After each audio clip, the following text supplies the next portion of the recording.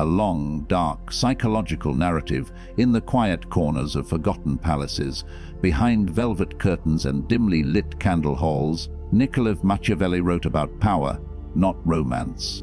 He wrote about control, influence, human behavior, and the secret engines of desire that turn silently inside every human heart. He believed that people are predictable, fragile, and easily swayed when you understand their weaknesses. So what happens when a Machiavellian mind turns its attention to attraction? What happens when the philosophy of manipulation, strategy, and psychological pressure is used not to conquer kingdoms, but to conquer emotions? The answer is simple. It becomes dangerous.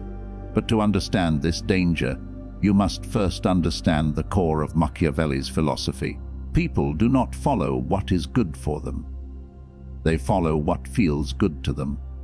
And the one who learns how to control feelings controls everything. Machiavelli believed that the most powerful force in human relationships is not love, not admiration, not beauty, but uncertainty. He viewed uncertainty as a storm that scrambles logic, bends the mind, and pushes people into obsession.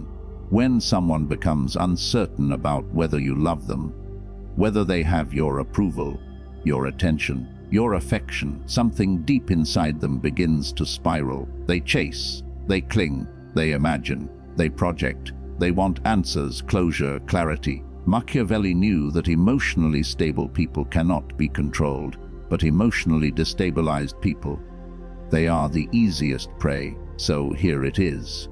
The method he would call effective, but the world would call unethicals. Create emotional imbalance. Control the push and pull. Become the source of both comfort and confusion. Not abuse, not cruelty, but psychological turbulence. Machiavelli would say, never let her fully understand your intentions. A clear man is forgettable. A mysterious man becomes a puzzle the mind cannot put down. He believed humans attach more deeply to experiences that overwhelm them emotionally than to experiences that are calm, predictable, or peaceful. Stability is comfortable, but chaos is unforgettable. This method works not because it is noble, but because it hijacks the human brain. When someone cannot predict you, they begin to study you. When someone cannot read you, they begin to think about you. When someone cannot control you, they begin to want you. It is not love. It is obsession born out of confusion. A Machiavellian approach to attraction depends on several psychological principles. 1. Give attention, then withdraw it. Not too much to create comfort, not too little to create disinterest, but just enough to make her crave your return. 2. Be warm enough to spark desire, but distant enough to spark doubt. Humans chase what they cannot fully hold. 3. Never show your full emotional hand. Mystery is fuel. Transparency kills desire. 4. Become the reward and the punishment. When she behaves in ways that align with what you want, give affection. When she distances herself, become colder. It's the same pattern that makes gamblers addicted. They never know when the reward is coming. 5. Let her feel chosen, but never entitled. A woman who feels uniquely desired becomes emotionally invested. A woman who feels guaranteed becomes indifferent. These are not healthy methods. These are not moral methods. These are not methods you should ever use on someone you care about. But they are Machiavellian, and they work, not because they are wise, but because they exploit the deepest insecurities of the human heart. The truth is, Machiavelli would never chase love. He would chase leverage. He would not ask, how do I make her like me? He would ask, how do I make myself unforgettable in her mind? He believed attraction is not about perfection.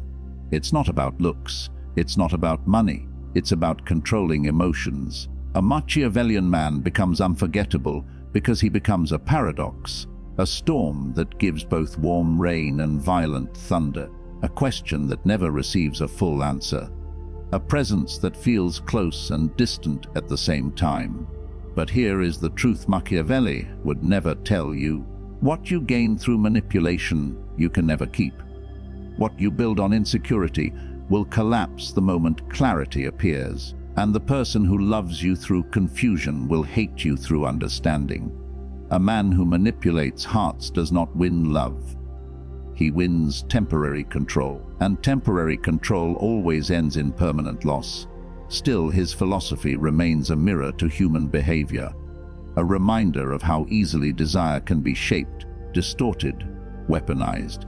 A warning that people do not fall for the purest soul. They fall for the soul that triggers the strongest emotions. Machiavelli understood something dark and powerful. If you want to attract someone ethically, be genuine.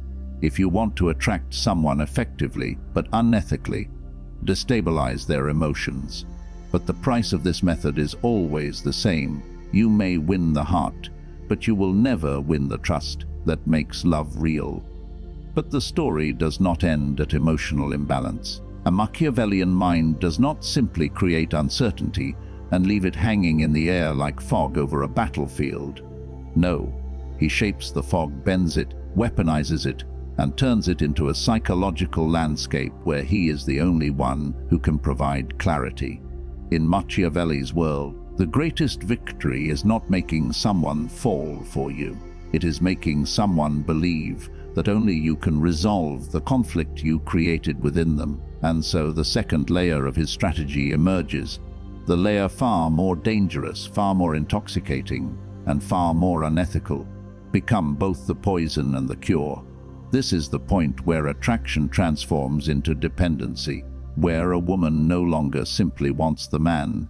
She needs him to quiet the emotional storm he intentionally unleashed. Machiavelli understood that humans do not bond with consistency. They bond with intensity. And intensity blooms in the spaces between pleasure and fear, affection and withdrawal, sweetness and silence. He does not want to be remembered as a calm river, but as the flood that changed the landscape of her mind. He would say, if she only feels comfort around you, she will forget you. If she feels comfort and chaos, she will never escape you. This is the core of the second phase. You create contrast. You create the emotional highs that feel like heaven and the sudden coldness that feels like exile. And the heart, confused and overwhelmed, binds itself tighter to whichever presence brings relief. She is not falling for the man. She is falling for the relief he selectively gives. This is why Machiavelli insists on mastering timing. Give warmth only after tension. A compliment after a period of distance will hit harder than 1,000 compliments given daily. Offer clarity only after confusion. A small confession, a small emotional reveal, becomes monumental when she has been starving for answers. Give your attention only after pulling it away. She becomes grateful for what she once took for granted. To a Machiavellian mind, this is not romance. This is behavioral conditioning wrapped in poetry. He is turning the emotional bond into a psychological loop. A loop where she feels she must earn his affection.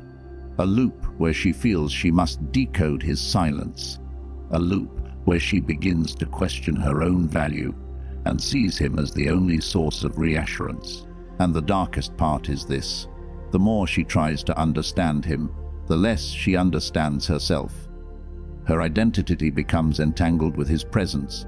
Her confidence becomes tied to his approval. Her peace becomes dependent on his mood. And this dependency grants him the power he always wanted, not because he is virtuous, but because he is unpredictable. Machiavelli would write, "Never be cruel. Cruelty breaks the illusion. Give just enough pain to create longing, but not enough to create escape." He didn't want his subject to run away. He wanted her to return, again and again, pulled by the magnetic tension of unfinished emotion, a tension that feels like destiny even when it is manipulation. In this second stage, the Machiavellian man becomes a symbol rather than a person. A symbol of everything she fears losing. A symbol of everything she craves to understand. A symbol of everything she hopes to fix. Women and men are not drawn to perfection. They are drawn to the unresolved, to the person who leaves questions hanging in the air like open doors, to the presence that feels familiar yet foreign, warm yet distant, safe yet dangerous. And Machiavelli understands that once someone sees you as a puzzle, not a person, they will spend their energy trying to solve you instead of trying to leave you. But the true sophistication of this philosophy lies in its final twist. You never fully let them win. You give them pieces of the puzzle, just enough to keep hope alive, just enough to make them believe they are special, just enough to make them continue the chase. Yet you always keep one piece hidden, the piece that ensures you remain an enigma, the piece that keeps them emotionally invested, psychologically bound, unable to detach. Because once the human heart invests in uncertainty long enough, it becomes addicted to the very thing that hurts it. This is the Machiavellian paradox. You give her enough affection to feel chosen, and enough confusion to feel afraid of losing you, enough warmth to spark desire, and enough coldness to make her chase your warmth, enough truth to trust you, and enough secrecy to never fully understand you. And this method, dark and unethical as it is, continues to work because it does not seduce the body. It seduces the mind. And the mind, once captured, drags the heart with it. But a man who uses such power forgets one thing. The heart he manipulates today may turn into the wrath he faces tomorrow, and the woman who clings to him now may become the storm that destroys his illusion when she finally wakes up and realizes she was never loved, only controlled. Machiavelli understood strategy, but he never understood love, because love cannot be controlled, and anything built on manipulation cannot survive daylight. Still, his methods reveal the uncomfortable truth about human desire. We do not fall hardest for the people who treat us perfectly. We fall hardest for the people who make us feel something powerful, even when that power comes from chaos. And that is why his philosophy is effective and unforgivably unethical. When Machiavelli turns attraction into destiny, but even after he has created uncertainty, and even after he has woven confusion with warmth to keep her bound to him, the Machiavellian mind understands a truth the ordinary heart never sees. Emotional chaos alone is not enough. Chaos burns bright, but it burns out. Desire born from tension fades once the storm settles. Obsession created by imbalance eventually grows tired. So the Machiavellian man moves into a deeper, far more dangerous phase, a phase where he no longer pulls her with confusion, but anchors her with meaning. This is the point where he becomes more than a presence in her life. He becomes a narrative, a story, a symbol, a force she believes fate placed in her path for a reason she cannot fully explain. He does not tell her this openly. He does not speak of destiny or soul connections or cosmic meanings. He simply behaves in a way that makes her feel that meeting him was not coincidence, but alignment, something strangely inevitable, like a chapter of her life she was always meant to read. His silence becomes significant. His words become heavy. His mood becomes an atmosphere. His attention becomes a world she steps into, willingly, even hungrily, because no one else makes her feel the way he does, not by giving her peace, but by giving her intensity. She begins to sense him the way one senses a shift in weather. She notices the smallest changes in his tone, the faintest shift in his energy, the way he appears when she needs him and disappears just when she thinks she understands him. And this rhythm, this unpredictable predictability, wraps itself around her thoughts until he becomes something more than a man. He becomes an emotional climate. And once someone becomes a climate in your life, you don't simply walk away from them. You adapt to them. This is the moment when Machiavelli's influence crosses from attraction into something deeper and far more insidious. She no longer asks herself whether she likes him. She asks herself why she feels empty when he is distant, why her chest tightens when he withdraws, why her mind rewrites entire days around his presence, even when he does nothing at all. She doesn't realize it yet, but she has already stepped into the trap. She has tied her emotional well-being to his unpredictable patterns, and he never celebrates this victory openly. He simply observes it the way a strategist observes a city beginning to crumble from inside, quietly, patiently, aware that the final collapse is only a matter of time. He gives her just enough softness to make her feel safe, and just enough distance to make her feel vulnerable. He lets her believe she is discovering him, layer by layer, but in truth he reveals only what strengthens the bond. A half-confession here, a quiet sigh there, a brief moment of fatigue, a moment where he looks human enough for her to want to fix him. Not enough to see his truth, only enough to awaken her instinct to care. She begins to interpret his silence as depth, his distance as mystery, his coldness as complexity, his unpredictability as passion. She begins to give him meaning he never had to say. She writes the rest of the story for him, and that is the most powerful form of control. When someone convinces themselves that you are everything they've ever looked for, even though you have done nothing except allow them to imagine it. This is the true Machiavellian masterpiece, not manipulating someone's feelings, but manipulating the interpretation of those feelings. He becomes the mirror she stares into, not to see him, but to see her own fantasies reflected back. She tells herself he is different.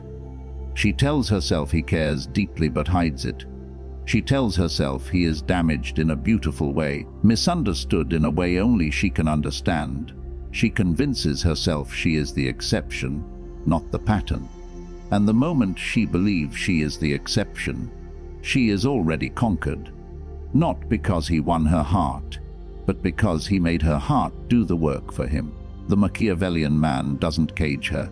He lets her stay free, because people who are free will always stay longer when they believe they are choosing you, for their own reasons, not yours.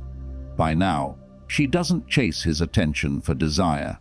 She chases it to confirm her own story, to protect the meaning she built around him, to prove to herself that she wasn't wrong about him. And in this way, he becomes untouchable, because the heart does not abandon what it convinced itself to believe. But here lies the final tragedy. The Machiavellian man, for all his power, still misunderstands one ancient truth. You can shape someone's emotions. You can bend their thoughts. You can twist their desires. But you cannot control how they will break. The woman who believed he was fate may one day realize he was manipulation, and the heart that clung to him with obsession may one day turn that same intensity into destruction. In the end, Machiavelli could influence love, but he could never survive it. And the man who plays with hearts eventually learns that power built on longing cannot protect him from the storm he created.